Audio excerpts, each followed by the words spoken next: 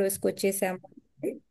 Yeah, Bhishma స్థుతిలో మనము 6వ రోజుకి వచ్చాము అని చెప్పేసి చెప్పారనమాట. సో ఇప్పటి వరకు కూడా మనం 3 శ్లోకాలే మనము ముగించుకున్నాము.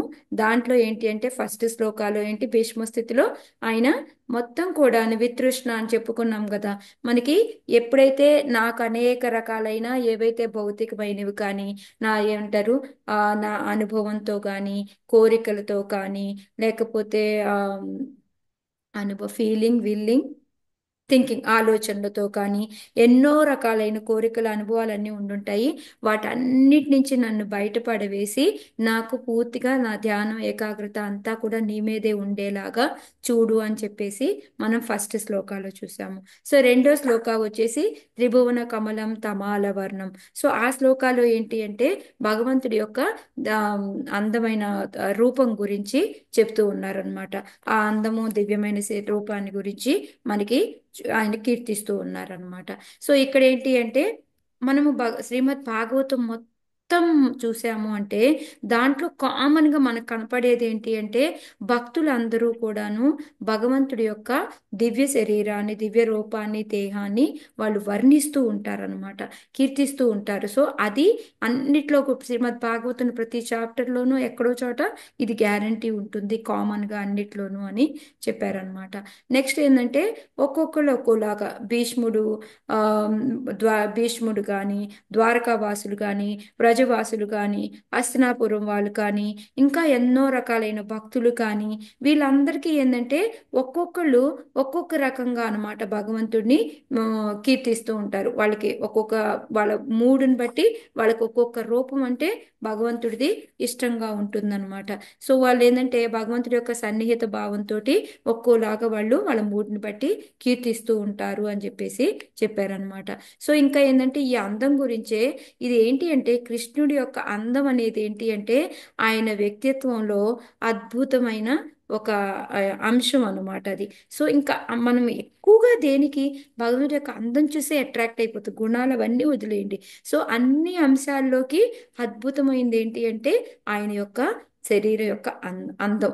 అది ఏమంటారు అంతఃకర లోపలది ఏమనేయండి, లేకపోతే దేహ శరీరం అనియండి. కానీ భగవంతుడికి మనం తెలుసుకున్నాం కదా భౌతికం అని అలాగా ఉండదు, మొత్తం దివ్యము అని కూడా మనం తెలుసుకున్నామట. సో నిన్న మనము ఎన్నో శ్లోకాలు దాని గురించి మనం తెలుసుకున్నాము, ఎన్నో కోట్ చేసుకున్నాము. తర్వాత వచ్చేసి భగవంతుడు పింఛం ఎందుకు పెట్టుకుంటాడు, దానికి కారణాలు ఏంటి అనేది మనం పెట్టి చెప్పుకున్నాము. మళ్ళీ ఆయన యొక్క పిల్లని గురువిని ఆ అంటే విన్నాక మన మైండ్ అంతా ఏ విధంగా, ఆ గోపికలందరూ ఏ విధంగా ఆలోచిస్తూ ఉంటారు ఆయన పిల్లని గురువిని విన్నాక, ఎలా మంత్రముగ్ధులు అవుతారు, మైండ్ ఎలా ఉంటుంది అనేది, అవన్నీ నిన్న ఈ అంశాలన్నీ గురించి చెప్పుకున్నాం అనమాట.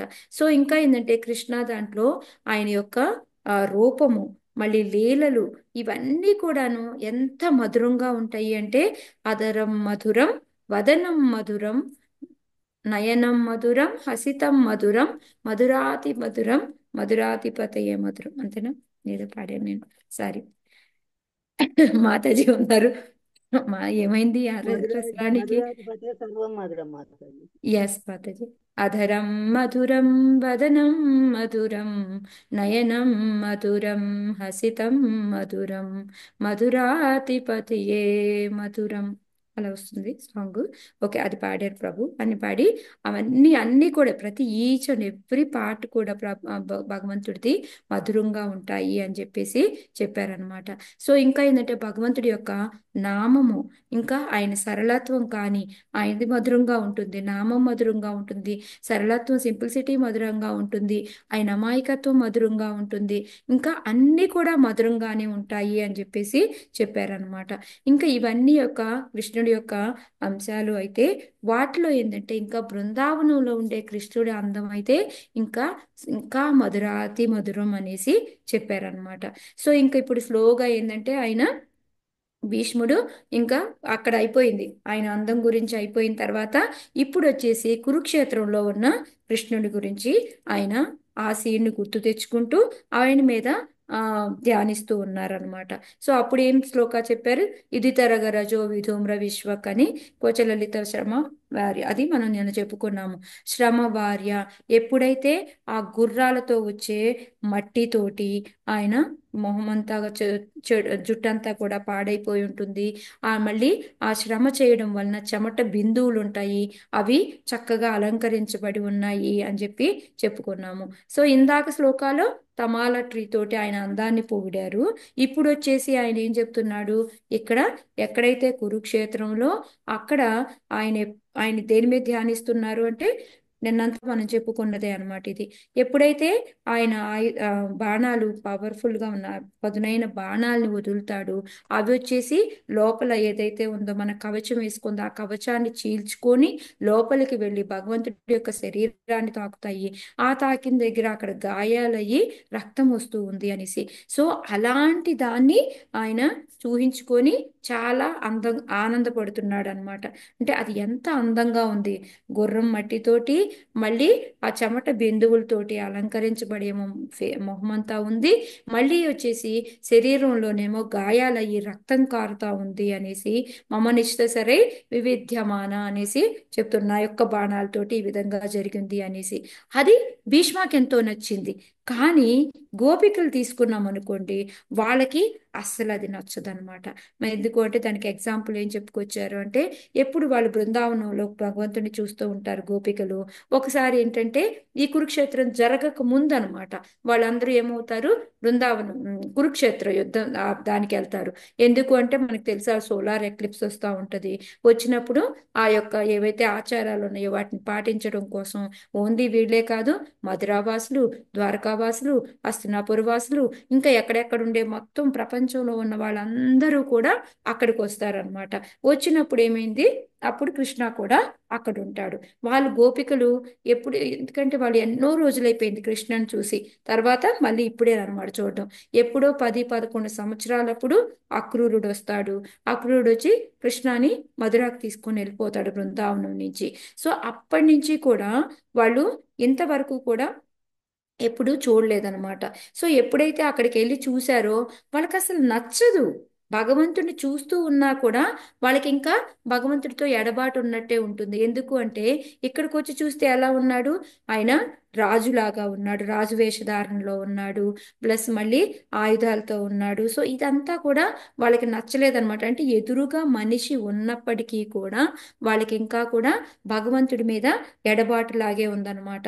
వాళ్ళు అస్సలు సంతోషంగా లేరు భగవంతుడిని చూసిన తర్వాత కూడా. సో అది ఇక్కడ ఏంటంటే ప్రభు ఏం చెప్పారంటే, ఇంతకు ముందు ఏముండేది ఆయనకి, ఇంతకు ముందు ఆ బృందావనంలో ఉండే కృష్ణుడే వాళ్ళకి ఇష్టం. ఎలాగా, ఇప్పుడేమో మంచి వజ్రాలతో ఉన్న ఆ కిరీటాన్ని పెట్టుకొని ఉన్నాడు. కానీ వాళ్ళకి ఎలా చూడడం ఇష్టం, చక్కగా ఒక టర్బన్ తోటి గుడ్డను చుట్టుకొని ఆ, కడతారు కదా పగడి, ఆ దాంతో ఇష్టం అన్నమాట.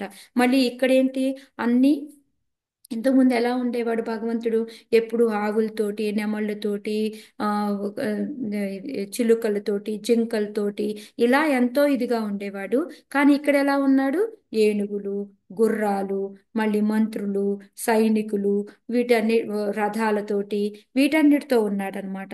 సో అందుకని వీళ్ళకి ఏంటంటే ఇదంతా కూడా ఏమీ కూడా నచ్చలేదు. ఈ రాజు వేషధారణ అనేది వాళ్ళకి నచ్చలేదన్నమాట. సో ఇదే ప్రేమ వైచిత్య అని అంటారు. ఏంటంటే ఎదురుగా ఉన్నప్పటికీ కూడా ఇంకా ఏదో ఎడబాటు అనేది, ఇది ప్రేమ వైచిత్య అంటారు అనేసి చెప్పారనమాట. సో చెప్పిన తర్వాత ఇంకా ఏంటంటే వీళ్ళు, ఇంకా అప్పుడు రాధారాణి ఏం చేస్తుందంటే ఆమె హృదయంలోనే ఆ రథాన్ని పుష్ చేస్తుంది అనమాట. మనకి ఒక్కోసారి పిక్చర్ చూపిస్తూ ఉంటారు, రథాన్ని పుష్ చేస్తారు. ఎందుకంటే ఆ విధంగా రథాన్ని తోసుకుంటా పోతే కృష్ణ వచ్చేస్తాడు వెనకాల. ఇంకా బృందావనం వచ్చిన తర్వాత ఇంకా అక్కడికి వెళ్ళడు, అక్కడిలాగే ఉండిపోతాడు అనేసి వాళ్ళు ఏంటంటే రథాన్ని నెడతారనమాట వాళ్ళందరూ కలిసి. సో అప్పుడు దానికే వాళ్ళ యొక్క అనుభవం అయితే ఏది ఉందో అదే విధమైన ఫీలింగ్ తోటి మనం ఇప్పుడు జగన్నాథ రథయాత్ర బ్యాక్గ్రౌండ్ ఏంటి అంటే ఇదన్నమాట స్టోరీ. సో అదే విధంగా మనం కూడా రథాన్ని లాగాలి అని చెప్పేసి చెప్తున్నారనమాట ఇక్కడ ప్రభు. సో వాళ్ళ మనోభావం ఎలా ఉందో దాన్ని మనం పెట్టుకొని రథాన్ని లాగాలి అనేసి. సో ఈ విధంగా ఏంటంటే ఒక్కొక్క భక్తులు ఒక్కొక్క రకంగా వాళ్ళు ఒక్కొక్క రూపంలో భగవంతుడిని ఆస్వాదిస్తూ ఉంటారు అని చెప్పేసి. అలా అని అందరూ ఒకే రూపాన్ని చేయాలి అంటే అలా ఉండదు, ఒక్కొక్కరికి ఒక్కోటి ఇష్టము అని చెప్పేసి చెప్పారనమాట. సో ఇక్కడ ఏంటంటే ఇక్కడ వీళ్ళకేంటి నిన్న క్లాస్ వచ్చిన తర్వాత ప్రభుతో ఇద్దరు భక్తులు మాట్లాడారనమాట. సో ఒక భక్తుడు ఏం చెప్పాడు అంటే, ఫర్ ఎగ్జాంపుల్కి చెప్పారు. ఒకళ్ళు ఏం చెప్పారంటే, మీరు క్లాస్ స్టార్ట్ చేసిన వెంటనే భగవంతుడి యొక్క రూపం గురించి చెప్తూ ఉన్నారు కదా, మేము అసలు ఎంత అంటే మైమరిచిపోయాము. ఇంకా అసలు మమ్మల్ని ఆ ఏమంటారు దాన్ని, ఎక్స్ట్రసీ అంటే ఏమంటారు, పారవశ్యం, యా, రాసి పెట్టుకున్నాను, పారవశ్యంలో మునిగిపోయాం మేము. ఇంక మాకు అసలు ఇంకా ఏమీ వినపడలేదు, అది తప్ప అని చెప్పి చెప్పారంట. ఇంకో భక్తుడు అదే టైంలో ఇంకో భక్తుడు వచ్చి చెప్పాడంట, ఏమంటే మీరు అందం గురించి ఏవేవో చెప్పారు కానీ నాకు ఆ నోట్స్ అంతా ఏమీ రాసుకోలేదు, కానీ మీరు తర్వాత ముందు చెప్పిన పాయింట్లన్నీ నేను ఎంతెంత నోట్స్ రాసుకున్నానో నాకు అలాగే నచ్చిందండి అని చెప్పారు. సో ఇలా ఏంటంటే ఒకరికి ఒకటి నచ్చుతుంది, ఇంకొకరికి ఇంకోటి నచ్చుతుంది. సో అది అందరికీ ఒకేలాగా ఉండదు అనేసి ప్రభు, అలాగే భగవంతుడి యొక్క రూపాలు కూడా, ఆకార వేషధారణలు కూడా ఒక్కొక్కరికి ఒక్కోలా ఉంటుంది అని చెప్పేసి చెప్పారనమాట. సో ఇక్కడ భీష్ముడు ఏ విధంగా ఆస్వాదిస్తున్నాడు, కృష్ణ ఏంటంటే ఆ చారియట్లో రథం మీద ఉండి ఉండి ఆ దాన్ని ఆనందిస్తున్నాడు, ఆస్వాదిస్తున్నాడు. గోపికలకి అలా కాదు, అది వాళ్ళకి ఆకర్షించదు అనమాట. వాళ్ళకి ఏంటంటే బృందావనంలో ఉండే కృష్ణ అంటేనే వాళ్ళకి ఇష్టం అనమాట. వాళ్ళకి ఈ రాజవేషంలో వద్దనే వద్దు అని చెప్పేసి. సో దానికి ఇంకా ఎగ్జాంపుల్ ఏంటంటే ఇంకా పొడిగించి చెప్తున్నారనమాట ప్రభు. ఎలా అంటే ఇప్పుడు ఇక్కడ ఏముంది, ఒక చేతిలో తాడు పట్టుకొని గుర్రాల్ని కంట్రోల్ చేస్తూ అలా ఉంది కదా, కానీ గోపికలకి ఎలా ఇష్టం అంటే ఆ చేతిలో పిల్లని గ్రోవిని పెట్టుకొని చక్కగా ఊదుతూ ఉంటే వీళ్ళు మైమర్చిపోవడం అనేది వాళ్ళకి ఇష్టం అనమాట.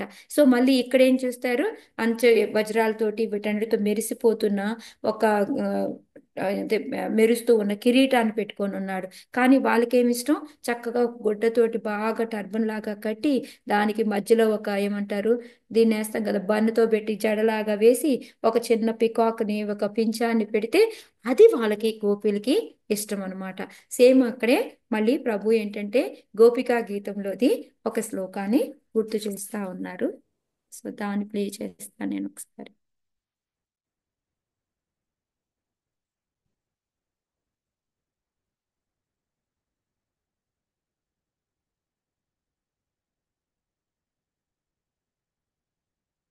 ఒక్క నిమిషం మాధురి, సౌండ్ వస్తుందో లేదో doubt.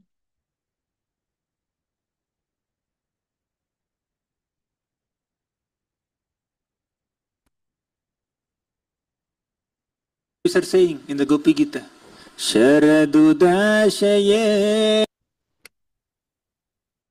sadhu jata sad sarasi jodara Shri Mushadrisha Suratanathate Shulkadasika Varada Nignato Neha Kimvadha Sharadudasaye. So శరదు దాసయ్య అంటే ఆ శరద్ ఋతువులో ఎప్పుడైతే మనకి ఆ ఆ ఆ ఆ శరద్ ఋతువు టైంలో ఏంటంటే ఉదాసయ్య అంటే అది ఒక జలాశయం అనమాట. ఆ జలాశయంలో ఏదైతే ఉందో శరదాతయే సాధుజాత్ అంటే ఆ ఆ దాంట్లో ఎప్పుడైతే ఒక లోటస్ అనేది విప్పారుతుందో అది ఎంత ఫ్రెష్గా తాజాగా ఉంటుంది అదనమాట. అక్కడ చెప్పడం ఏంటంటే అట్లా అలాంటి గ్రేట్ గొప్ప జన్మ, అది గ్రేట్ బర్త్ అని చెప్పారు అనమాట. యాక్చువల్గా ప్యూర్ బర్త్ అది అంటే కమలం అనేది వికసించడం అని మీద అంటమాట. ఓకే, సో ఈ విధంగా ఏంటంటే భగవంతుడు శరద్ ఋతువులో జలాశయంలో అప్పుడే తాజాగా వికసించిన ఆ కలువ పువ్వు ఎంత అందంగా ఉంటుందో అంతకన్నా కూడా ఎన్నో రెట్ల అందంగా కృష్ణుడి యొక్క ఫేస్ ఉంది అని చెప్పేసి చెప్తూ ఉన్నారనమాట. సో ఇది ఇక్కడ చెప్పడం. సో అంత తాజాగా, అంత గొప్పగా, అంత అద్భుతంగా ఉంది అని చెప్పేసి. అంతే కదా, అప్పటికి అప్పుడే విప్పారిన కలువ పువ్వు చూసాం అనుకోండి, ఎంత మనకి ఆ అంత అట్రాక్ట్ అయిపోతూ ఉంటాం దానికి. సో అలాగుంది అని చెప్పేసి ఇక్కడ చెప్తున్నారనమాట. సరసి జాతర అంటే ఆ కృష్ణ ఫేస్ కూడా అంత ఇదిగా ఉంది అని చెప్పేసి చెప్తూ ఉన్నారనమాట. శ్రీమృషామృదశ అంటే మెయిన్ అదే కృష్ణ యొక్క అందము దాంతో సమానంగా ఉంది అని. సురతినాథ అనేసి థర్డ్ లైన్లో వస్తుందన్నమాట మనకి. సో అదేంటి అంటే ఆయన అన్ని యొక్క ఏమంటారు ఆ యొక్క దివ్యమైన రసాన్ని వీళ్ళు గోపికలు ఎంతో అందంగా ఆస్వాదిస్తూ ఉన్నారనమాట. వాళ్ళు ఎప్పుడూ పరకీ భావంతో ఉంటారు. మనకి తెలుసు, వాళ్ళు పెళ్లిళ్ళు చేసుకున్నా కూడా భగవంతుడి యొక్క ప్రియుల్లాగా వాళ్ళు ఉంటారు, ప్రియురాల్లాగా వాళ్ళు ఎప్పుడూ కూడా భగవంతుడితో కనెక్ట్ అయి ఉంటారనమాట. సో ఇక్కడ ఏం చెప్తున్నారంటే సురతినాథ అంటే మేము ఒక ఆ ఒక నాథుడిలాగా నిన్ను ఎంతో ఇదిగా మనము డెడికేషన్ తోటి నీకు మేము సేవ చేసుకుంటూ ఉంటాము, ఎంతో అంకిత భావంతో నీకు సేవ చేస్తూ ఉంటాము. కానీ నువ్వేంట్రా అంటే మమ్మల్ని సింపుల్గా ఇలా తీసి పడేస్తున్నావు, ఆ ఏముందలు వీళ్ళు చేస్తున్నారు అన్నట్టు. దానికి ఎందుకు చెప్తున్నారు అంటే శుల్కనాథ అంటే మనం ఎంతో డెడికేటెడ్గా మనం ఎప్పుడైనా సేవ చేస్తూ ఉన్నాం అనుకోండి, కానీ దానికి ఒక జీతం అనేదో ఒక అప్రిషియేషన్ అనేదో కోరుకుంటూ ఉంటాం కదా. ఇక్కడ ఏంటంటే అశుల్కద అంటే మాకు జీతం అనేదే లేదు, నువ్వు మాకు జీతం అనేది ఇవ్వట్లేదు అని చెప్పేసి ఇంకా ఏంటి మమ్మల్ని ఇగ్నోర్ చేస్తూ ఉన్నావు. ఎందుకు అంటే ఆ పిల్లని గ్రోవ్తో పిలుస్తావు, మేము వస్తాము, ఇంట్లో అందరినీ వదిలేసుకుంటాము, పిల్లల్ని, అత్తమామల్ని, భర్తని అందరినీ వదిలేసి మేము ఈ శరద్ ఋతువులో ఈ అడవిలోకి ఈ టైంలో వస్తాము. నువ్వేం చేస్తావు అంటే శాలరీ లేక మాకు దర్శనం ఇవ్వడం మానేసి అదృశ్యమైపోతున్నావు అని చెప్పేసి అందుకొని అశుల్కద అనేసి వాళ్ళు చెప్తూ ఉన్నారనమాట. సో నెక్స్ట్ ఏంటి, వరద తీజ్ఞతో, వర అంటే వరం. ఏం వరం అయ్యా మాకు అంటే నీ దర్శనాన్నే మాకు వరంగా ఇవ్వు అని చెప్పేసి చెప్తూ ఉన్నారనమాట. కాయితే నువ్వు అసలు కోరికలు తీర్చేవాడివి, అందరికన్నా గొప్పగా కోరికలు తీర్చేవాడు ఎవరు అంటే నువ్వు. అలాంటిది నువ్వు వరాలు ఇవ్వాల్సినోడివి, మాకు వరం ఇవ్వట్లేదు నువ్వు. కానీ ఇప్పుడు మాకేంటంటే ఆ దర్శనం ఇవ్వకుండా నువ్వు మాయమైపోతూ ఉన్నావు, ఇది నీకు న్యాయమేనా, ఇది మంచిదేనా అనేసి వాళ్ళు అడుగుతూ ఉన్నారనమాట. నేహదీంటిం అనేటి అంటే మేము అమాయకులైన వాళ్ళమి, మమ్మల్ని చంపేస్తూ ఉన్నావు, మాకు దర్శనం ఇవ్వకుండా. మమ్మల్ని చంపడం అంటే నిజంగా ఏదో పొడి చంపడం అని కాదు, ఆ దర్శనం లేకపోతే మనం చెప్పుకున్నాం, మనం కోటి కోటి యుగాయితంతే వాళ్ళకి భగవంతుడి యొక్క దర్శనము ఈ కన్ను మూసిన టైంలోనే వాళ్ళకి ఎన్నో యుగాల ఎడబాటు వాళ్ళకి.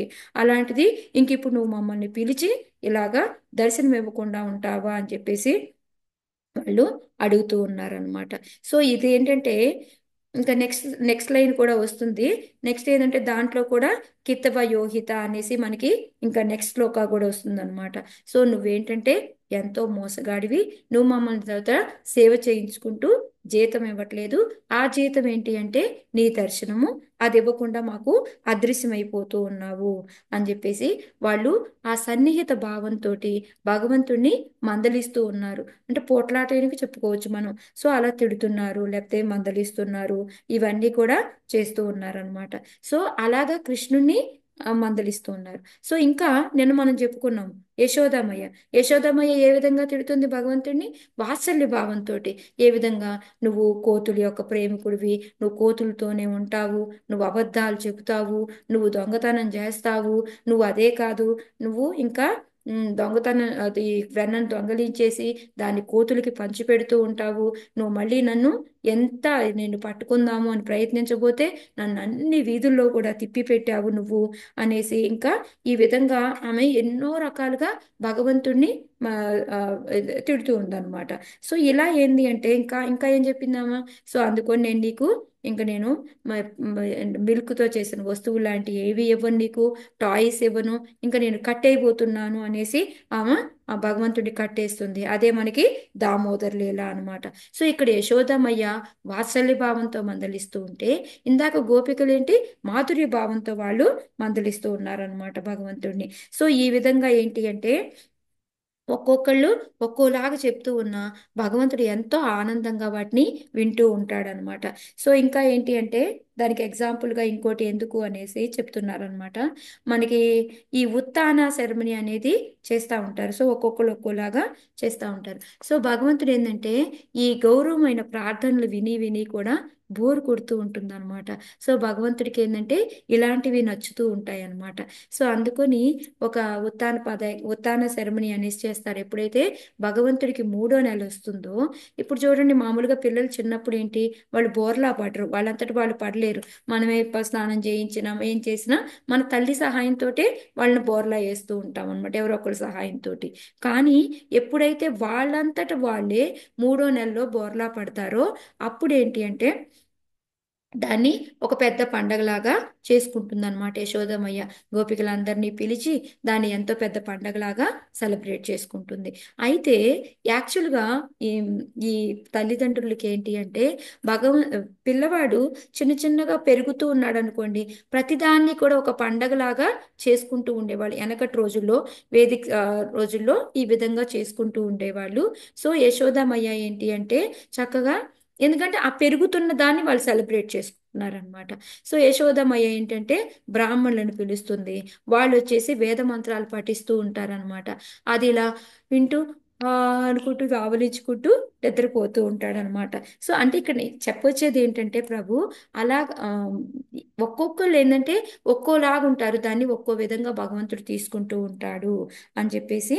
సో ఇక్కడ ఏంటంటే భగవంతుడు కూడా బోర్ ఫీల్ అయిపోయి ఇలాంటి ప్రార్థనలు అంటే ఆయనకి ఇష్టము అని చెప్పేసి చెప్పారనమాట.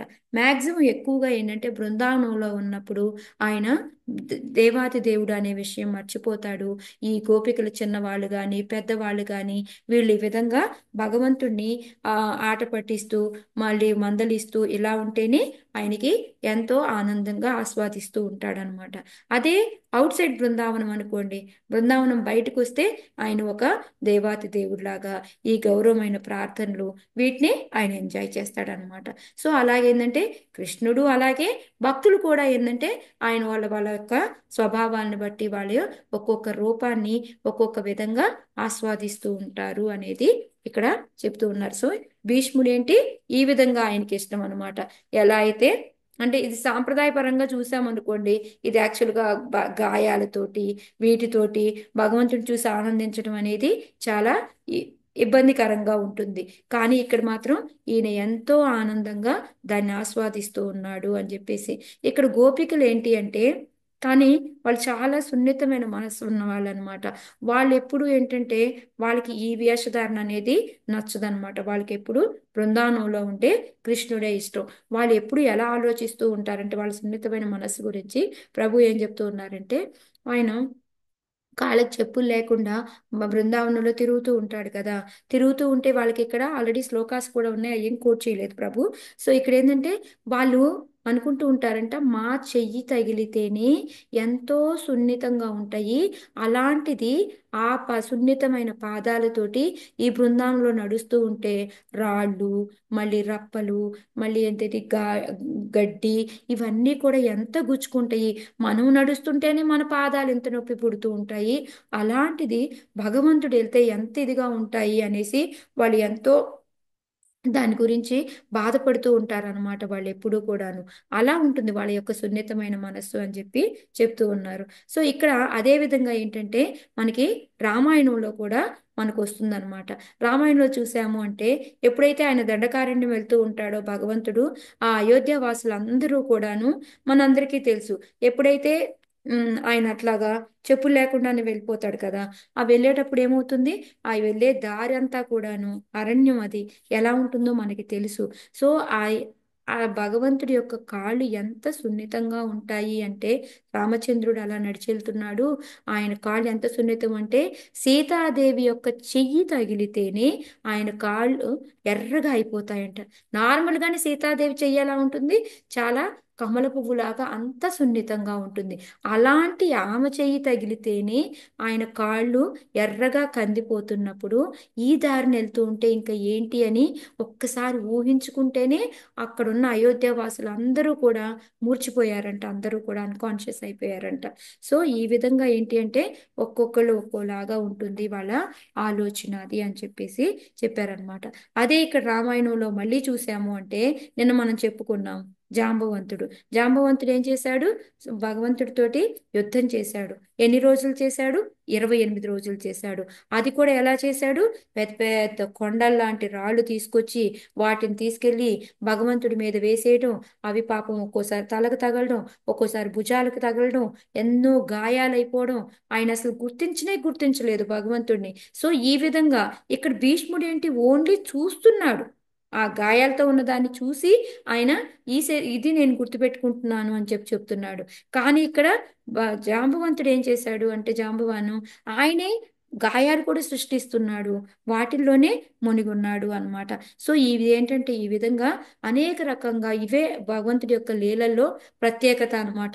ఒక్కొక్కరు ఒక్కో దాన్ని ఆస్వాదిస్తూ ఉంటారు. సో అక్కడ జాంబవంతుడు దాన్ని ఆస్వాదించాడు, భగవంతుడితోటి ఫైటింగ్. ఇక్కడ భీష్ముడు ఈ విధంగా చూస్తున్నాడు, గోపికలు బృందావనంలో ఉండే కృష్ణుడిని చూస్తూ ఉన్నారు. సో రాముణ్ణి ఇంకోలా చూశారు వీళ్ళు. సో ఈ విధంగా ఏంటంటే ఒక్కొక్కళ్ళు ఒక్కొక్కలాగా భగవంతుడిని ఏంటంటే కొంతమంది మా ప్రేమికుల్లాగా, కొంతమంది అన్నదమ్ముల్లాగా, కొంతమంది తల్లిదండ్రుల్లాగా, ఈ విధంగా ఏంటంటే వాళ్ళ యొక్క వాళ్ళు స్థితిని బట్టి వాళ్ళు చేసుకుంటూ ఉంటారు అని చెప్పేసి, ఇవి భగవంతుడి యొక్క మొత్తం ఏంటంటే అన్ని రకాలైన రసాలతో కూడిన జలాశయం లాంటిది భగవంతుడు అని చెప్పేసి చెప్పారనమాట.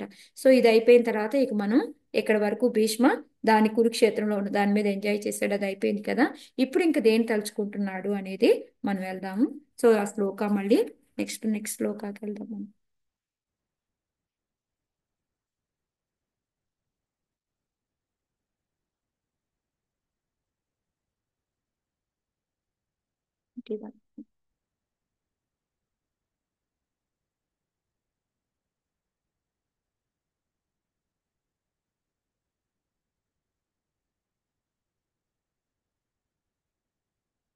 Let's recite the fourth shloka in Bhishma Stuti.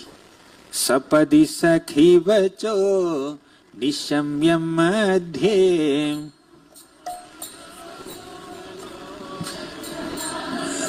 We will try to recite one line at a time. Till yesterday we were reciting two lines. Some devotees are finding it difficult. It's too long. So one line at a time. Sapadi sakhivacho nishamyam madhye.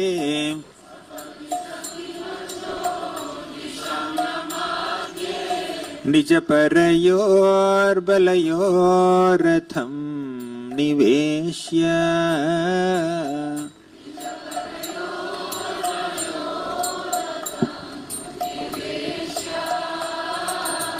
निज परयोर्बलयोरथं निवेश्य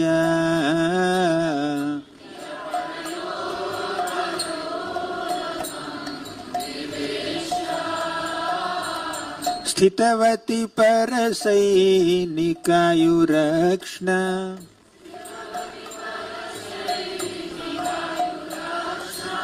स्थितवती परसैनिकायुरक्ष्ण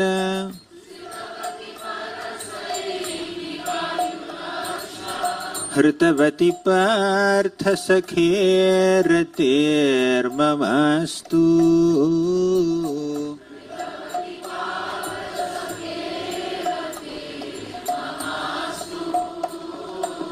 हृतवती पार्थ सखेरतेर्ममास्तु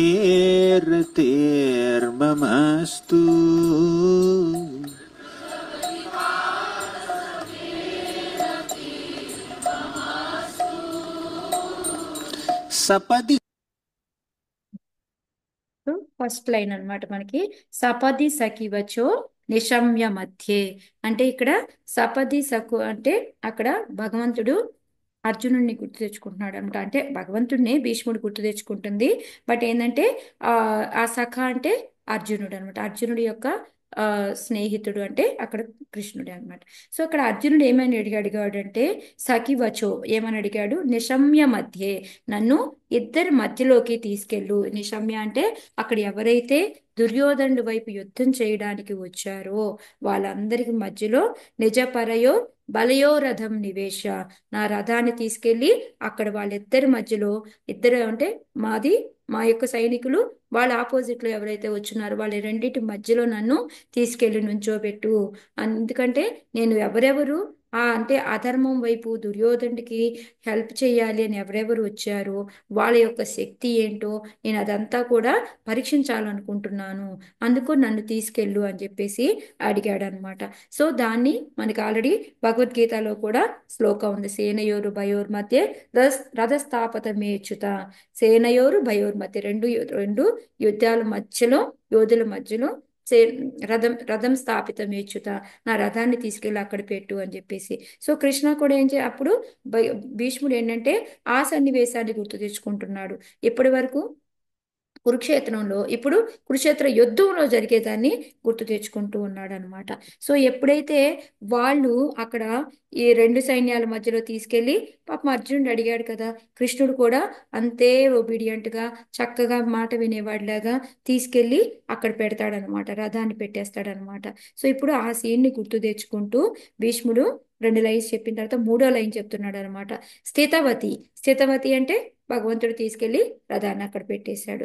తర్వాత అప్పుడు ఏమైంది అంటే అర్జునుడు చూశాడు ఎవరెవరు ఉన్నారు అనేది చూశాడు, ఇంకా ఎవరు కృష్ణుడు కూడా చూశాడు ఎవరెవరు ఉన్నారు అనేది.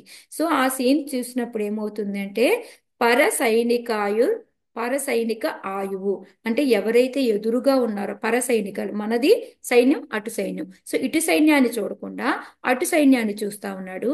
వాళ్ళ యొక్క ఆయుష్ ఏదైతే ఉందో, మనం అంటే లైఫ్ స్పాన్ అంటాం కదా, ఆ ఆయుష్ని ఏంటంటే క్షణ్ అంటే ఆయన యొక్క ఆ కళ్ళతోటి ఆ ఆయుష్నంతా కూడా తీసేస్తూ ఉన్నాడు అనమాట. సో నువ్వు ఆ రథాన్ని నుంచోబెట్టమన్నాడు అని చెప్పేసి నువ్వు వెళ్ళి రథం నుంచోబెట్టావు. రథం నుంచోబెట్టిన తర్వాత అక్కడి నుంచి నువ్వు కూడా వాళ్ళని చూసి నీ చూపులతోటి ఏం చేశావు అంటే ఆ పర సైనికుల యొక్క ఆయుష్నంతా కూడాను దొంగలించేశావు అని చెప్పేసి చెప్తూ ఉన్నారనమాట. సో ఇక్కడ ఏంటి అంటే ఆయన హరి అంటే హరించడం అనమాట. సో ఈ హరి అంటే ఏంటంటే అన్నింటినీ దొంగిలించేవాడు అని చెప్పేసి చెప్పారనమాట. బృందావనంలో వెన్నం దొంగిలించేవాడు, లేకపోతే గోపికల యొక్క హృదయాన్ని దొంగిలించేవాడు.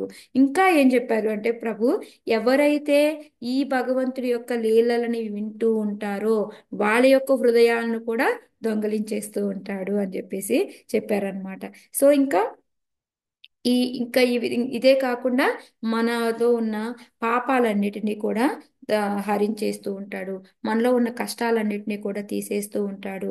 ఇలాగేంటంటే ఏ ప్రాణిలోనైనా సరే అదే అంటే ఎటువంటి మనిషి అయినా, అతను ఎటువంటి ప్రాణి అయినా కూడా అతను ఒక పాపి అయినా సరే ఓకే, ఇంకా లేదు అంటే పాపం చేసే వాళ్ళ తరపున ఉన్నా సరే అలాంటి వాళ్ళవి కూడాను ఈయన ఆయుష్ని తీసేస్తూ ఉన్నారు. అంటే కృతవతి అని చెప్పి చెప్తున్నారు, 4వ లైన్లో వస్తుందన్నమాట. కృతవతి స్థితవతే పరసైనిక ఆయురక్షణ కృతవతి పార్థసఖే అని చెప్పి చెప్తున్నారు అనమాట. సో ఇక్కడ ఏంటంటే ఆ స్థిత ఆ ఎప్పుడైతే భగవంతుడు ఆ పరసైనికుల యొక్క ఆయుష్ని తీసేసుకుంటున్నారు అని చెప్పేసి అది చూపులతోటి అని కూడా మనకు చెప్పారనమాట. నెక్స్ట్ హృతవతి పార్థసఖే రతిర్మమాస్తు అంటే పార్థసఖే అంటే ఎవరు, అర్జునుడి యొక్క రథంతో లేవాడు అనేసి.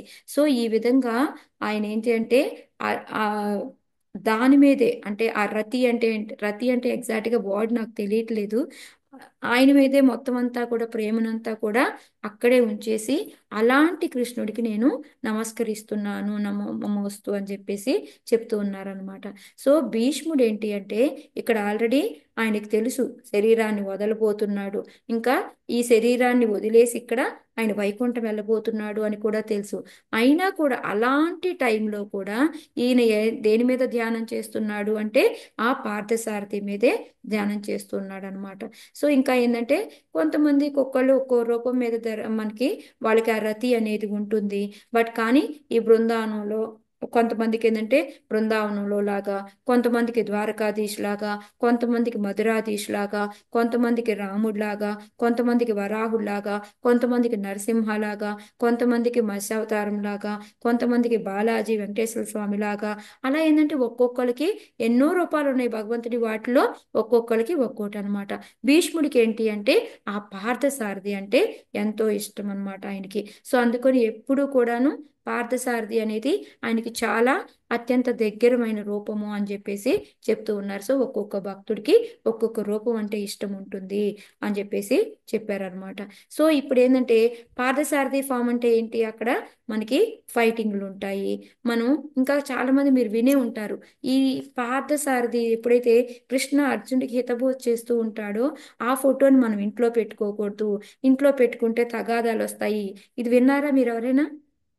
మాతాజీ విని అవును తీసేసాం కూడా మాతాజీ మేము అప్పుడు, అవును అందుకని భగవద్గీత అన్ని నింపేశాడు భగవంతుడు మా ఇంట్లో ఇప్పుడు. హరే కృష్ణ. ఓకే. సో విన్నాను మాతాజీ. సో మా ఇది విన్నారా? ఇది విన్నారా అని ప్రభు అడిగారనమాట. అని ఇవన్నీ కూడా మూఢనమ్మకాలు, అట్లా ఏమీ ఉండదు అని చెప్పి ఇంకా ఏం చెప్పారంటే, కృష్ణ అర్జున ఫోటో ఉంటే ఇంట్లో ఏంటంటే ఎన్నో రకాలైన తగాదాలు వస్తాయి, వివాదాలు జరుగుతాయి, యుద్ధ యుద్ధాలు జరిగిపోతాయి అనేసి అని అనుకుంటూ ఉంటారు. ఓకే, ఇప్పుడు అది వినేసి మనం నిజంగానే కృష్ణ ఫోటో, అది పాదసారథిలో ఉన్న ఫోటోని మనం తీసేసామే అనుకోండి, అసలు మనకి ఇంకా యుద్ధాలు, ఇంట్లో గొడవలు అనేవి జరగవా? ఎప్పుడు మన జరుగుతాయి మాతాజీ, ఇంట్లో కానీ వాళ్ళు అజ్ఞానము. హరే కృష్ణ. ఈ చిన్న చిన్న కీచులాట్లు అనేవి, అవి మనం ఉన్నందువలన లేదు, తీసినందువలన కాదు. అవి అనేది ఎప్పటికీ కూడా ఆగవు. అవి అనేది కామన్, ఎవరింట్లో అయినా కూడా ఇవి జరుగుతూనే ఉంటాయి. ఇవన్నీ కూడా రకరకాల సెంటిమెంట్స్ అంతే తప్ప అది అలా కానే కాదు అని చెప్పేసి. ఇంకా భీష్మ ఏంటి అంటే, ఆ ఆశని, ఆ పార్థసారథి ఏదైతే మనం ఫోటో పెట్టుకోకూడదు అని అనుకుంటున్నామో ఆ యొక్క రూపాన్ని ఆయన ఎప్పుడు దాని మీదే ఏకాగ్రతతో ధ్యానం చేస్తూ ఉంటాడు అని చెప్పేసి చెప్పారనమాట. సో నెక్స్ట్ వచ్చేసి హరణ అంటే అన్నీ కూడా దొంగిలించేవాడు అనేసి, మన ఆయుష్ని అందరినీ కూడా, ఆ పరసైనికుల యొక్క ఆయుష్ని దొంగిలిస్తూ ఉన్నాడు అనేసి. సో ఎప్పుడైతే ఈ దొంగలించడం అనేది వచ్చిందో అప్పుడు మళ్ళీ ప్రభు ఏంటంటే చౌరాష్టకంలో మనకి ఆల్రెడీ ఎనిమిది ఎనిమిది అష్టకం అంటేనే ఎనిమిది కదా, ఎనిమిది పద్యాలు ఉంటాయి దాంట్లో. అది ఏంటి అంటే, భగవంతుడు దొంగతనం చేస్తూ ఉన్నప్పుడు, అది మీరు ఆల్రెడీ వినే ఉండుంటారు అని చెప్పేసి, నేను దాని గురించి అయితే డిస్కస్ చేయలేదు, ఇప్పుడు ఇప్పుడు చెప్తాను అని చెప్పేసి. దాంట్లో ఎక్కువగా ఏమొస్తుంది మనకి, చౌరాగ్యగణ్యం పురుషం నమామి అని వస్తూ ఉంటుంది అనేసి మళ్ళీ శ్లోకాన్ని సెట్ చేశారు. సో అది కూడా వినిపిస్తాను మీకు. Thank you Mataji. మధ్య మధ్యలో ఆయన గొంతు సగా అది వింటుంటే ఎక్కడికో వెళ్ళిపోతున్నట్టు ఉంటుంది, ఆయన స్టైల్, ఆయన వాయిస్ వింటుంటే. అందుకే Thank you. పెడుతున్నాను మాతాజీ, నాదే విని బోరు కట్టకుండా. అయ్యో అలా అని కాదు, మీ ఎక్స్ప్లెనేషన్ లేకుండా పద్యం చదివినా మాకేం అర్థం కాదు కదా, ఆయన చదివినా కూడా చదివింది వీరుల విధంగా ఉంటుంది. చౌరాగ్రగణ్యం పురుషం నమామి. వ్రజే ప్రసిద్ధం నవనీత చౌరం గోపాంగనానాం చదుకూల చౌరం అనేక జన్మార్జిత పాప చౌరం చౌరాగ్రగణ్యం పురుషం నమామి. శ్రీరాధికాయా హృదయస్య చౌరం నవాంబుధశ్యామలకాంతి చౌరం పాదాశ్రితానాం చ సమస్త చౌరం చౌరాగ్రగణ్యం పురుషం నమామి. సో ఇక్కడ ఏంటంటే పాదాశ్రితానాం చ సమస్త చౌరం. ఇక్కడ ఏం చెప్తున్నారు, భగవంతుడు ఏంటంటే ఎప్పుడైతే ఆయన పాదాలను పట్టుకుంటామో ఆయన మొత్తం సమస్తాన్ని తీసుకెళ్ళిపోతాడు, మొత్తం అన్నీ అన్నమాట. అంటే ఒక ఏంటంటే ఓన్లీ పాపమా అలాగా అని కాదు, మొత్తాన్ని దొంగిలించుకెళ్తాడు అని చెప్పేసి. అంటే మనము మన ఆలోచించడం కానీ వీటన్నిటినీ కూడా తీసుకెళ్ళిపోతాడు అని చెప్పేసి చెప్తున్నారనమాట. అంటే భగవంతుడు నా దగ్గర ఉన్నది మొత్తం సమస్తాన్ని తీసుకొని వెళ్తాడు అని మనం అర్థం చేసుకోవాలి. సో అలా ఇష్టం ఉన్న వాళ్ళే భగవంతుడి దగ్గరికి రండి, ఆయన పాదాలను పట్టుకోండి, లేకపోతే రాకండి. మేము నాది మొత్తం పోతే నేను ఎలా బతకాలి అని అనుకుంటే మాత్రం భగవంతుడి పాదాల దగ్గరికి రావద్దు అనేసి చెప్తూ ఉన్నారనమాట. సో ఇంకా ఏంటంటే, ఆయన భగవంతుడి వైపు చూసాము అంటే ఆయన ఒక పెద్ద దొంగ అనమాట అసలు యాక్చువల్గాను. అది నేను చెప్పడం లేదు, ఇది ఎవరు చెప్తున్నారు అంటే రూపగోస్వామి అనమాట, ఈ చౌరాష్టకం రాసిన. సో రూపగోస్వామి చెప్తున్నారు అని చెప్పేసి. ఇంకా రూపగోస్వామి ఏం చెప్పారు అంటే, ఎప్పుడైతే కేసీ ఘాట్ అని ఉంటుందో ఆ ఘాట్ యొక్క ఒడ్డును గనక మనము కూర్చున్నాము అనుకోండి, అప్పుడు ఏమవుతుంది అంటే, భగవంతుడి యొక్క పిల్లని గ్రోవిని కనుక మనం విన్నామనుకోండి, అక్కడ కూర్చొని వింటే మనలో ఉన్న కోరికలన్నిటినీ కూడా దొంగిలించేస్తాడనమాట భగవంతుడు. సో అవి ఎటువంటి భౌతికమైన ఎటువంటి కోరికలైనా కూడా అన్నిటినీ తీసివేస్తాడు అని చెప్పేసి మనకి రూపగోస్వామి చెప్తూ ఉన్నారనమాట. సో సేమ్ అలాగే భీష్మ కూడా ఫస్ట్ శ్లోకాలు ఏం చెప్పారు, నాకు మన ఏదైతే అనుభవంతో, కోరికలతోటి, ఆలోచనలతోటి ఏమొస్తాయి మొత్తం అన్నిటినీ తీసేసి నీ మీదే నా దృష్టి అంతా పెట్టేలాగా చూడు అని చెప్పి వితృష్ణ అని అడిగాడు కదా, భౌతిక కోరికలు అన్నీ పోవాలి అని చెప్పేసి. అలాగే ఏంటంటే ఇక్కడ కూడా భగవంతుడు అన్నీ తీసేసుకుంటాడు అనమాట. మనం ఆయన మీద ఏం చేయాలి, ఓన్లీ ధ్యానం పెడితే చాలు మనలో ఉన్న భౌతిక కోరికలన్నీ కూడా తీసేస్తాడు అని చెప్పేసి. సో అలాగా కృష్ణాని చూసినా, ఆయన లీలలకి అట్రాక్ట్ అయినా కూడా ఆయన ఏంటంటే మనలో ఉన్న భౌతికకరమైన ఆసక్తి కానీ, కోరికలను కానీ, ఆనందాన్ని కానీ మొత్తాన్ని కూడా తీసేస్తారనమాట. మనలో నుంచి దొంగిలించేసి తీసుకుపోతాడనమాట. అంటే ఆటోమేటిక్ మనకి తగ్గిపోతూ ఉంటాయి అనమాట. ఎప్పుడైతే వీటికి అట్రాక్ట్ అయిపోతూ ఉంటామో అవి తగ్గుతూ ఉంటాయి అనేసి చెప్పాను. అదే చౌరాష్టకం అనమాట. సో అందుకని మనము భగవంతుడి యొక్క ఆ ఏమంటారు, ఆయన యొక్క షెల్టర్, ఆశ్రయం తీసుకుంటే సరిపోతుంది అని. పాదాశ్రితానాంచ సమస్త చౌరం చౌరాగ్రగణ్య పురుషం నమామి. ఇంకా ఏంటి, అనేక జన్మార్జిత పాప చౌరం అంటే మనం ఎన్నో జన్మల నుంచి చేసిన పాపాలు ఏవైతే ఉంటాయో వాటన్నిటినీ కూడా తీసేస్తారు. పాపాలు తీసేస్తే మంచిదే కదా మనకి, ఇంత హాయి. ఈ జన్మదే కదా, ఎన్నో జన్మల పాపాలు తీసేస్తాడంట భగవంతుడు. ఇంకా అంతకంటే ఏముంటది, చాలా మంచిది కదా అని అనుకుంటూ ఉంటాం కదా. కానీ ఇక్కడ భగవంతుడు ఏంటంటే వాళ్ళ ఆయుష్ని తీసేసినా కూడా ఇంకా ఏం చేశాడు అంటే వాళ్ళకి బా ఆ, ముక్తి కలిగేలాగా చేశాడు. మోక్షము ముక్తి ఏదైనా అనుకోవచ్చు మనం. సో వాళ్ళకి అది పరసైనికులు ఎవరైతే ఉన్నారో చెప్తున్నాడు ఇప్పుడు భీష్ముడు మనకి, వాళ్ళ ఆయుష్ని తగ్గించాడు అంటే ఏంటి, వాళ్ళ ఆయుష్ని దొంగలించినా కూడా వాళ్ళకి ఏంటంటే మోక్షం వచ్చేలాగా చేశారు అని చెప్పేసి. సో ఇక్కడ మనం గుర్తుపెట్టుకోవాల్సింది ఏంటంటే సమస్త చౌరం అంటే ఓన్లీ పాపాలు తీసేస్తాడు అని కాదు, మనలో ఏంటంటే పుణ్యం ఉన్నా కూడా పుణ్యాన్ని కూడా తీసేస్తాడు అని, రెండూ తీసేస్తాడు. సో దానికి మనం రెడీ అయిపోయి ఉండాలన్నమాట. సో ఇక్కడ ఏంటి అంటే భగవంతుడు వీళ్ళందరికీ మంచి చేశాడు అని చెప్పడానికి ఏంటంటే వీళ్ళు ఏంటి యాక్చువల్గా, దుర్యోధనుడు చెడ్డవాడు, చెడ్డవాడికి సాయం చేయడానికి వీళ్ళందరూ కూడా వచ్చేసారనమాట. కానీ వాళ్ళందరి ఆయుష్ని కూడా దొంగిలించి వాళ్ళకి మోక్షం కలిగేలా చేశాడు. అంటే ఏంటంటే కృష్ణ ఏంటంటే ఎవరైనా చంపాలి అనుకున్నా సాధారణంగా ఏంటంటే సాధారణంగా మనకి మృత్యు అనేది ఏంటి, ఒక రోగం వల్ల కానీ, లేకపోతే ఒక యుద్ధంలో కానీ, లేకపోతే ఎవరైనా చంపడం కానీ అలాగ జరుగుతూ ఉంటుంది అనమాట. కానీ అదేంటిది ఒక పనిష్మెంట్ లాగా ఉంటుంది. కానీ ఇక్కడ భగవంతుడు చంపడం తీసుకెళ్ళడం అనేది పనిష్మెంట్ కాదు ఇక్కడ. అది ఎప్పుడూ కూడా భగవంతుడి యొక్క ఇంటెన్షనే కాదు. భగవంతుడికి ఎప్పుడూ కూడా మనల్ని చంపాలి, పనిష్మెంట్ ఇవ్వాలి, ఇలాంటివన్నీ కూడా భగవంతుడికి ఎప్పుడూ ఉండదన్నమాట. ఎప్పుడు కూడా అది కోరుకోడు. ఇంకా భగవంతుడికి ఏంటి అంటే మనం ఆయన దగ్గరికి వెళ్ళడం అనేది ఆయనకి చాలా చాలా ఇష్టం. ఎందుకంటే ఈ విధంగా వాళ్ళని చంపితే ఏమవుతుంది అంటే వాళ్ళు భగవంతుడి యొక్క ఆత్మ అనేది, శరీరాన్ని అక్కడ వదిలేసిన ఆత్మ అనేది భగవంతుడి దగ్గరికి వెళ్తుంది అనేసి మనము మన యొక్క స్వరూపం ఏంటి అనేది మనకు తెలుస్తుంది. మనం జీవన స్వరూపమై కృష్ణేర నిత్యదాసాన్ని ఆ కృష్ణ చైతన్యంతో భగవంతుడికి సేవ చేసుకుంటాము అనేసి దాంతోనే అసలైన ఆనందం వస్తుంది అని మనకి ఈ పనిష్మెంట్లు ఇచ్చిన చంపడం అయినా నేను జరిగేది అని చెప్పేసి చెప్తూ ఉంటారనమాట. ప్రభు అది చెప్పారు. ఇంకోటి ఏం చెప్పారు అంటే మనం భౌతికంగా ఆనందించేది ఏదైనా సరే, మన కోరికలు తీరిగితే అది వచ్చేది శాశ్వతం కాదు, అసలు ఆనందమే కాదు. అది అసలైన ఆనందం ఏంటి అంటే మనం ఆధ్యాత్మికంగా మనం ఎప్పుడైతే భగవంతుడికి సేవ చేసుకుంటూ ఉంటామో అది శాశ్వతమైనది అని చెప్పేసి చెప్పారనమాట. ఇంకా ఏంటంటే కృష్ణ ఆయనకి ఎప్పుడైతే మనం సేవ చేస్తామో అదే మనకి నిజమైన ఆనందాన్ని, నిజమైన పూర్తి ఆనందాన్ని అనేది ఇస్తుంది. దాంతోపాటు తృప్తి అనేది కూడా మనకి వస్తాయి అని చెప్పారనమాట.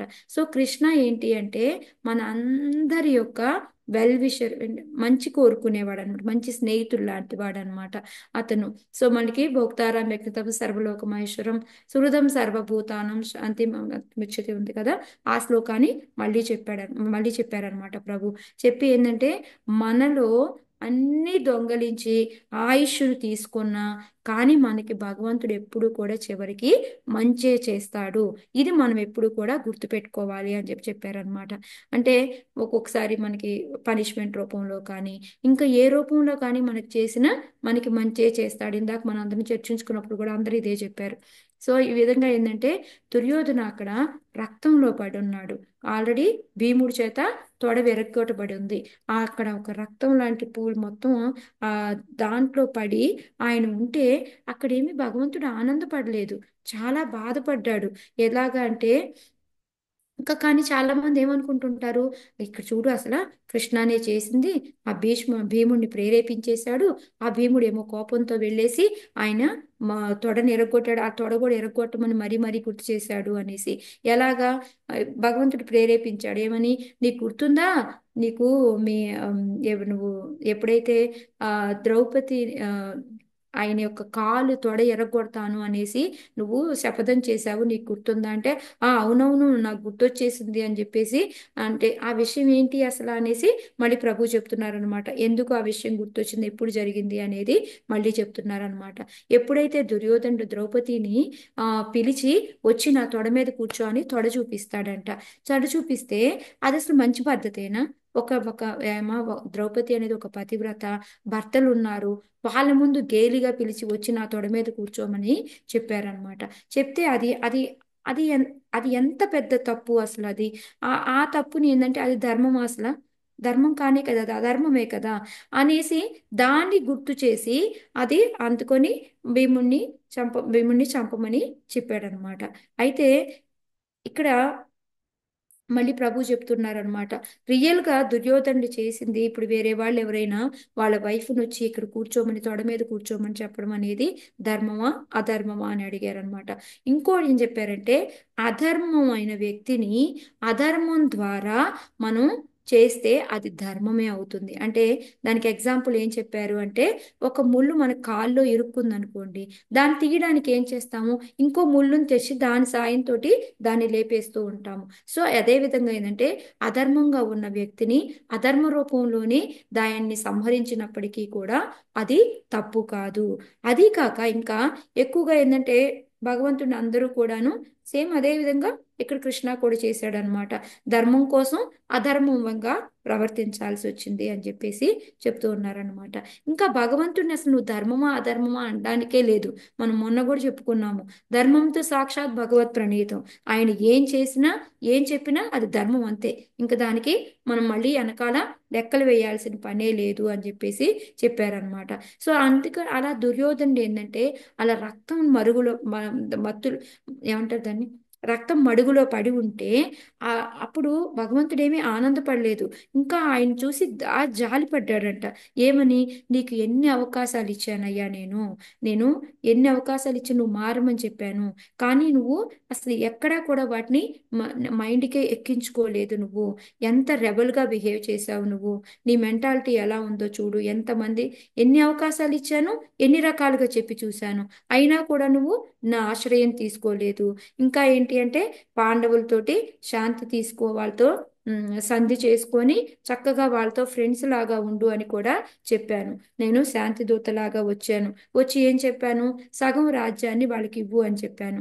కానీ నువ్వేం చేసావు, లేదు లేదు నేను అసలు ఒక్క అది కూడా ఇంకా చెప్పాలి అంటే, ఆ రాజ్యాన్ని వాళ్ళు ఆల్రెడీ గెలుచుకున్నారు. మనకి ఆల్రెడీ తెలుసు, అప్పుడు వాళ్ళిద్దరికి జరిగి పరీక్ష పెట్టేస్తే ఆల్రెడీ ధర్మరాజుకే వస్తుంది, పాండవులకే వస్తుంది ఆ రాజ్యాన్ని. సో అదంతా కూడా అది యాక్చువల్గా వాళ్ళు ఎర్న్ చేసుకుంది. కానీ దాన్ని కూడా నేను ఇవ్వను అని చెప్పేసి ఎంత ఎడమెంట్గా చెప్పేశావు నువ్వు, దాన్ని వినలేదు అని చెప్పేసి. సో ఇక్కడ భగవంతుడు ఎవరు? సర్వలోక మహేశ్వరం. ఆయనకేంటి, ఆయన మొత్తానికి ఆయనే ప్రొపరేటర్, ఈశ్వరుడు ఆయనే అన్నమాట, యజమాని. ఇంకా అదే కాదు, ఈ ఒక్కదానికైనా, ఈ హస్తినాపురానికైనా అంటే కానే కాదు, అన్ని విశ్వాలకి కూడా ఆయనే అధిపతి. మనకి తెలుసు, కారణోదక సాయి విష్ణు రూపంలో అన్ని విశ్వాలు ఆయన నుంచే బయటకు వస్తూ ఉంటాయి. ఆయన శ్వాస తీసుకున్నప్పుడు లోపలికి వెళ్ళిపోతాయి, శ్వాస వదిలినప్పుడు అన్ని విశ్వాలు బయటకు వస్తూ ఉంటాయి అన్నమాట. అంత ఆస్తిపరుడైన ఆయన ఒక్క అడుక్కున్నట్టుగా వచ్చి, అరరాజ్యం అన్నా ఇవ్వయ్యా, అర్ధరాజ్యం అన్నా అంటే నువ్వు చిపో అన్నావు, నువ్వు గెట్ లాస్ట్ అని చెప్పేశావు, వెళ్ళిపో అన్నావు నువ్వు. అంటే దానికి మళ్ళీ ప్రభు ఎగ్జాంపుల్ చెప్తున్నారనమాట. ఒక కోట్ల అధికారి ఉంటాడు, కోట్ల కోట్ల ఆస్తి ఉన్న అతను ఉంటాడు. అతను ఏంటంటే ఆ ఒక చిన్న భూమి ఉంటుంది చూడండి, భూస్వామి అంటాం కదా, అతని దగ్గరికి వెళ్ళి ఒక 10 రూపాయలు అడిగితే, నీకు నేను ఎందుకు ఇవ్వాలి 10 రూపాయలు, పోవయ్యా అనేసి గిరాటేశాడు అనుకో, అప్పుడు ఆ కోట్ల అధికారికి ఎంత కోపం వస్తుంది? ఏంటి, నేను నీలాంటి వాళ్ళని పది పది అంటే 10 జన్మల వరకు నేను పోషించగలుగుతాను. అలాంటి వాడివి నువ్వు నన్ను వెళ్ళిపో అని అంటావా? ఇక్కడ భగవంతుడి యొక్క ఆస్తి ఏంటి అంటే ఆయన యొక్క ఒక్కొక్క విశ్వం ఎలా ఉంటుంది అంటే ఒక చిన్న ఆవగింజ అంత. అలాంటి ఎన్నో విశ్వాలకి ఆయన అధిపతి అయితే ఆయన వెళ్ళి అడుక్కొని ఒక అర్ధరాజ్యాన్ని ఇయ్యయ్యా అంటే నువ్వు వెళ్ళిపో అంటావా అనేసి అసలు ఎంత కోపం రావాలి భగవంతుడికి చెప్పండి. ఎంతో రావాలి మా అత్తయ్య, అంతా ఆయనకే కదా అసలు. హరే కృష్ణ. సో అలాంటి అలాంటి అలాంటి అతనికి ఆ జగదండనాథుడైన అతన్ని ఆ, నువ్వు వెళ్ళిపో అనేసి అని అంటావా? ఆయనే వీటన్నిటిని క్రియేట్ చేస్తూ ఉంటాడు, విశ్వాలన్నిటినీ కూడా. మళ్ళీ ఆయన శ్వాస తీసుకున్నప్పుడు లోపలికి వెళ్తూ ఉంటాయి. సో అలాంటి అతన్ని ప్రపోజల్ని రిజెక్ట్ చేస్తావా నువ్వు అని చెప్పేసి అప్పుడు కృష్ణకి ఇప్పుడు అలాంటి అతనితో ఇప్పుడు కృష్ణ కురుక్షేత్రం జరగడానికి కానీ ఎంతమందిని చంపడం కానీ ఇవన్నీ తప్ప. కానీ ఎంతో మంది మహాభారతాన్ని వింటారు, చూస్తారు, చూసిన వెంటనే ఎన్నో కంప్లైంట్స్ కృష్ణుడి మీద. నువ్వు ఏంటి అసలు అలాగా పాండవుల వైపే పక్షపాతం చూపించేశావు అనేసి రకరకాలుగా భగవంతుడిని ఆడిపోసుకుంటూ ఉంటారు అనేసి ఆ చెప్తూ ఉన్నారనమాట. సో ఇవన్నీ ఏంటంటే భగవంతుడిని తప్పు పట్టకూడదు వీటన్నిటిని గురించి కానీ అని చెప్పారనమాట. ఇంకోటి ఏంటంటే అర్జున ఎప్పుడైతే బాణాలు వేస్తూ ఉన్నాడో అవి ఆ, ఆ, బాణాలు వేసేసి అంటే ఏ విధంగా పక్షపాతం చూపించాడు అని చెప్పడానికి ఎగ్జాంపుల్స్ చెప్తున్నారు అనమాట. అర్జునుడు బాణాలన్నీ వేసి ఎదుటి వాళ్ళందరినీ చంపడము, లేకపోతే భీముడికి సాయం చేసి దుర్యోధనుడి తొడ విరగ్గొట్టడము, ఇలాగ ఎన్నో రకాలైన అధర్మాలన్నీ కూడా నువ్వు చేశావు, వాళ్ళ వైపే పక్షపాతం చూపించేశావు, ఇదేం ధర్మం అయ్యా అనేసి అందరూ ఈ విధంగా భగవంతుడిని అనుకుంటూ ఉంటారు అని చెప్పేసి చెప్తూ ఉన్నారనమాట. సో ఇక్కడ ప్రభు ఏం చెప్పారంటే ఎవరైతే అధర్మం వైపు ఉంటారో కృష్ణ అనుమతితోటి లేకుండా అన్నమాట, ఎప్పుడైతే కృష్ణుడి యొక్క అనుమతి లేకుండా అధర్మం వైపు ఎవరైతే ఉంటారో అది ఆయనకు ఆనందమే కాదు అని చెప్పేసి చెప్తూ ఉన్నారనమాట. సో ఇక్కడ ఏంటంటే నాకు వీటిని తెలుగులో ఏమో నాకు అర్థం కాలేదు, మా అత్తయ్య ఎవరైనా చెప్పండి. ఎంపతిక్, సింపతిక్, ఆయన రెండు కూడా అంటే దయా కరుణ రెండు చూపించాలన్నాలో తెలియలేదు నాకు. దుర్యోధనుడి వైపు రెండు విధాలుగా చూపించాడు, ఎంపథెటిక్ గాను సింపథెటిక్ గాను కూడా భగవంతుడు దుర్యోధనుడి వైపు ఉన్నాడు అనేసి. ఎందుకు అలా ఉన్నాడు అని మనం ఎలా చెప్పుకుంటాము అంటే అది భగవంతుడు ఏంటంటే మనందరికీ లేకపోతే దుర్యోధనుడికి ఒక పాఠం నేర్పించడం కోసం ఈ విధంగా చేశాడు అని చెప్పేసి చెప్పారనమాట. ఇంకోటి ఏంటంటే ఈ ఇంకా ఎగ్జాంపుల్స్ చెప్తూ ఉన్నారు. రాముడు ఉన్నాడు అనుకోండి, రావణుడిని చంపాడు, చంపితే ఏంటంటే అప్పుడు కూడా ఆయన ఎన్నో ఛాన్సులు ఇచ్చాడు రావణుడికి. ఏ విధంగా ఇచ్చాడు? ఫస్ట్ విభీషణ్ణి పంపించాడు. విభీషణుడు ఏం చెప్పాడు? అన్నా నువ్వు చేసేది తప్పు, సీతను అపహరించకూడదు, తీసుకెళ్ళి రాముడికి అప్పచెప్పేసి అది బెస్ట్, మనకి ఇంతటితోటి మనకి ఎటువంటి ప్రాబ్లమ్స్ ఉండవు అని చెప్పాడు. అయినా వినలేదు, నెగ్లెక్ట్ చేశాడు. నెక్స్ట్ తర్వాత హనుమంతుడు వచ్చాడు. హనుమంతుడు కూడా వచ్చి ఏం చెప్పాడు రావణాసురుడికి? నువ్వు గౌరవంగా సీతను తీసుకొచ్చి రాముడికి అప్పచెప్పు, నువ్వు అలా చెప్పావు అంటే రాముడే నిన్ను కాపాడుతాడు అని చెప్పాడు. అయినా సరే అక్కడ కూడా వినలేదు. నెక్స్ట్ వచ్చేసి రాముడే వ్యక్తిగతంగా ఆయనే స్వయంగా వచ్చి ఆయన కూడా చెప్తాడనమాట. అయినా సరే రావణుడు ఒప్పుకోడు అనమాట. సో అందుకే అప్పుడు చంపాల్సి వస్తుందన్నమాట. ఎందుకు అంటే ఆ రావణుడిలో అంత యొక్క గర్వము, అరగెన్స్ ఏమంటారు దాన్ని, అరగెన్స్ ఏమంటాము తెలియదు, గర్వము, మళ్ళీ లస్ట్, కామము, ఇవన్నీ కూడా అంత ఎడమెంట్గా ఉండడము, ఇవన్నిటి నుంచి వలన ఆయన చంపాల్సి వచ్చిందనమాట. లేకపోతే ఇళ్లలో ఎవరిది ఒక్కరిది విన్నా కూడా మనకి ఏం చేయాల్సిన పని ఉండేది కాదనమాట. సో అందుకొని ఏంటి అంటే మనము సో ఇంకా చూడండి ఎంత రాముడు మళ్ళీ కూడా రావణాసురుడి మీద ఎంత దయ చూపించాడు అని చెప్పడానికి మళ్ళీ ఇంకో ఎగ్జాంపుల్ చెప్పారనమాట. ఎలా అంటే రావణాసుడు చనిపోయిన తర్వాత విభీషణుడు చెప్తాడంట, నేను ఇతనికి కర్మకాండలు చేయను, ఫైనల్ రైట్స్ అంటారు కదా మనం, అవి కర్మకాండలు ఇవన్నీ కూడా ఏమంటాం మాతాజీ, అంత్యక్రియలు, అంత్యక్రియలు నేను చెయ్యను అని చెప్పేసి చెప్పి వెళ్ళిపోతాను నేను ఇక్కడి నుంచి, అసలు అతను మంచివాడే కాదు, పాపపు మనిషి, అతనికి నేనెందుకు చెయ్యాలి అని చెప్పేసి చెప్తా అంట. అప్పుడు భగవంతుడు పిలిచి, రామచంద్రుడు పిలిచి చెప్తారంట రాములు వారు, ఏమయ్యా అది అక్కడ అది అంతటితోటి అయిపోయింది, నీ బాధ్యతగా ఏంటి అంటే అది ఓన్లీ ఏంటి, ఇక్కడ ఆ దేహంతో ఆ పనులన్నీ చేశాడు, ఆ దేహం ఎక్కడితో పోయింది. నువ్వు చేసే ఈ అంత్యక్రియలన్నీ కూడా దేనికి అంటే ఈ యొక్క ఆత్మకి చేస్తున్నావు నువ్వు.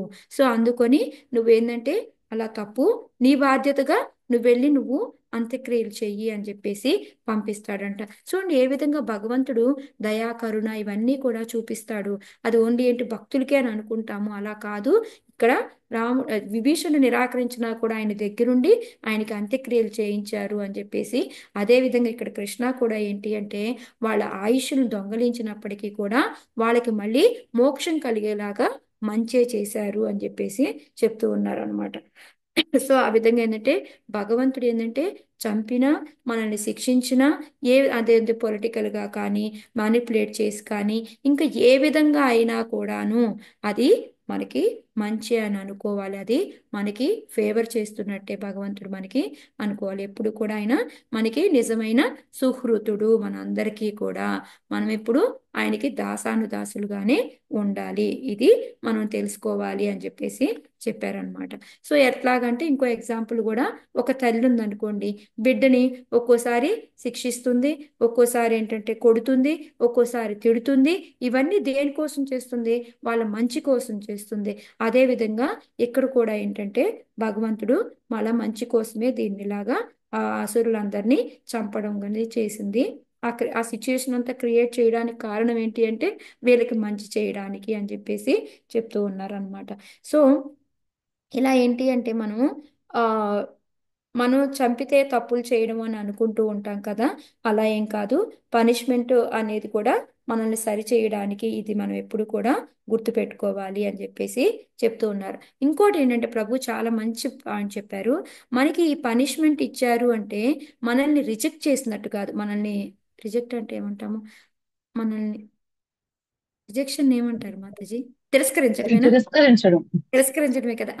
మనల్ని తిరస్కరించడం కాదు అని చెప్పేసి మనల్ని కరెక్ట్ చేసుకోవడానికి, రీకరెక్ట్ అనమాట, మనల్ని మనము సరి చేసుకోవడానికి, రెక్టిఫై చేసుకోవడానికి, మన తప్పుల్ని సరిదిద్దుకోవడానికి అనేది.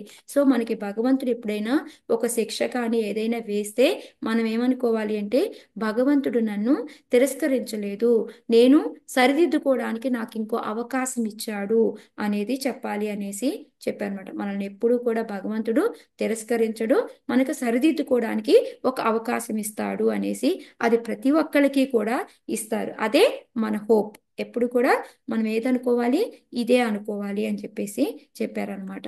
సో ఈ శ్లోకాన్ని చదివి మనం అందరం ఏంటి, ఇదేంటబ్బా ఇన్ని తప్పులు చేసుంటే కూడా అనేసి మనం ఆశ్చర్యపోతూ ఉంటాము. పరసైనికాయు రక్షణ కృతవతి అనేసి దాన్ని చదివేసి ఆయుష్ను దొంగలించేశాడా, అయ్యో చంపేశాడా దేవుడా, ఇదేంట్రా నాయనా అనేసి మనం అనుకుంటూ ఉంటాము. అలా ఏమీ కాదు, అదేంటి అంటే మనకి మోక్షాన్ని కలిగించడానికి అని చెప్పేసి అక్కడితోటి క్లోజ్ చేశారు. సో ఇక్కడితో నేను ఆపన, నెక్స్ట్ శ్లోకాకి వెళ్దామా. హరే కృష్ణ. ఒకసారి నెక్స్ట్ శ్లోక వినియండి.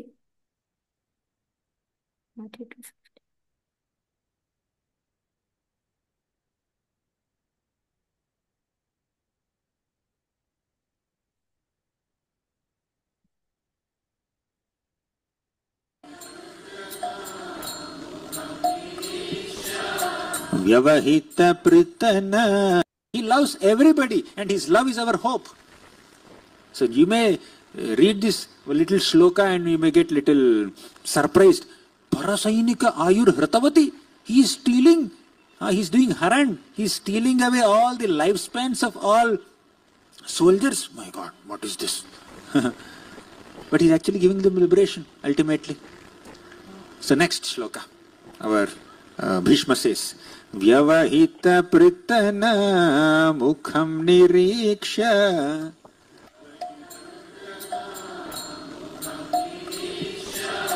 व्यवहितपृतना मुखं निरीक्ष्य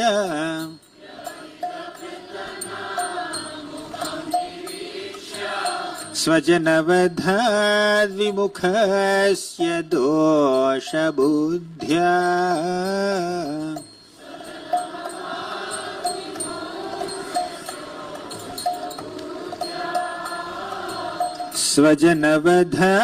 स्वजनवधाद्विमुखस्य दोषबुद्ध्या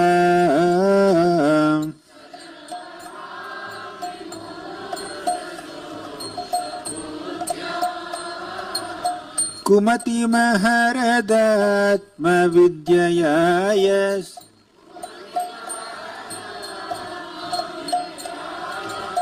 कुमतिमहरदात्मविद्यया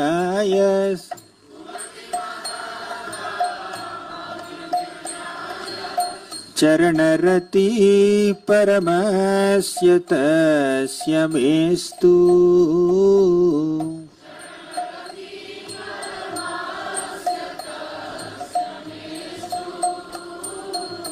चरणरति परमस्य तस्य मेस्तु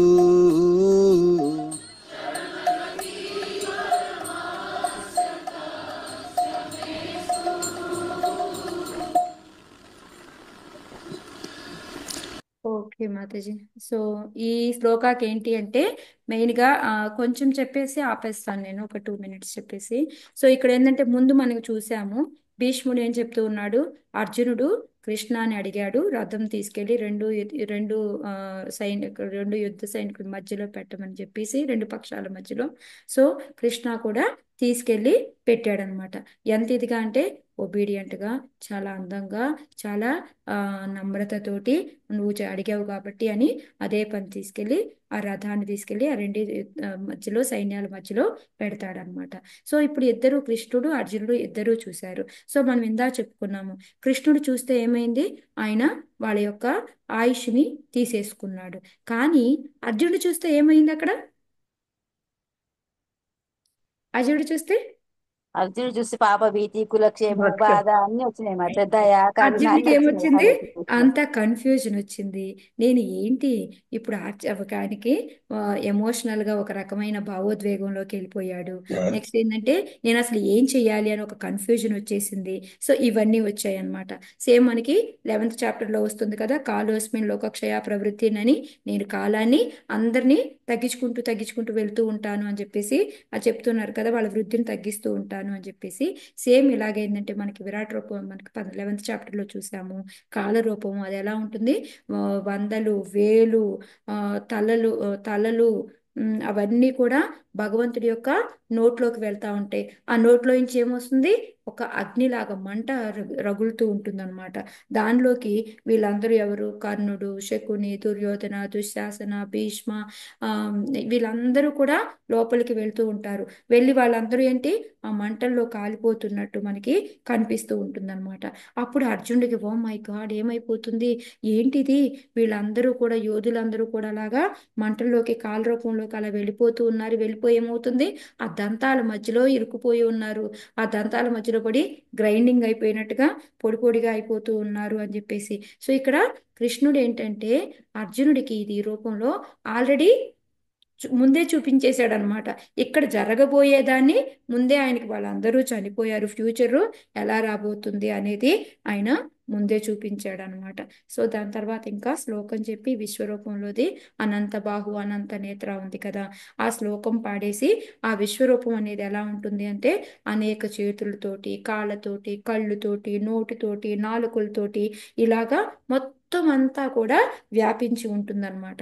సో అది మనం 3D అనుకుందామా, 4D అనుకుందామా, 10D అనుకుందామా, 1000D అనుకుందామా అనేది అది మనకే తెలీదు. అది ఏడియో కూడా మనం చెప్పలేము అని చెప్పేసి చెప్పారనమాట.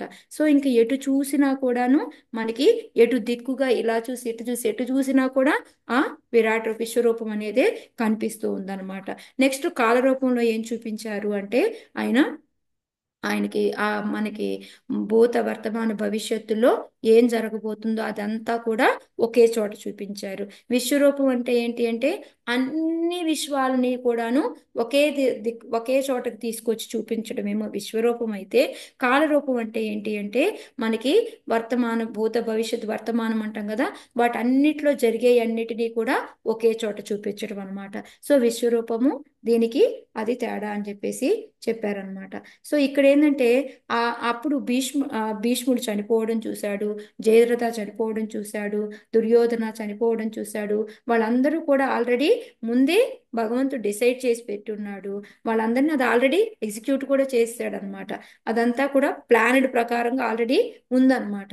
సో ఇక్కడ ఏంటంటే ఆ కృష్ణ ఎప్పుడైతే ఆ కృష్ణ చూపులతోటి ఎవరైతే ఆపోజిట్ గా ఉంటారో వాళ్ళ యొక్క ఆయుష్ని ఏ విధంగా అయితే భగవంతుడు తీసేసుకుంటాడో, అలాగే ఏంటంటే ఇక్కడ కూడా ఇది చూసిన తర్వాత ఇక్కడ అర్జునుడు కూడా ఒక రకంగా కన్ఫ్యూజ్ అయిపోయాడు అనమాట. సో అయిపోయి తర్వాత ఏం జరిగింది అనేది మనం రేపు తెలుసుకుందాం. హరే కృష్ణ.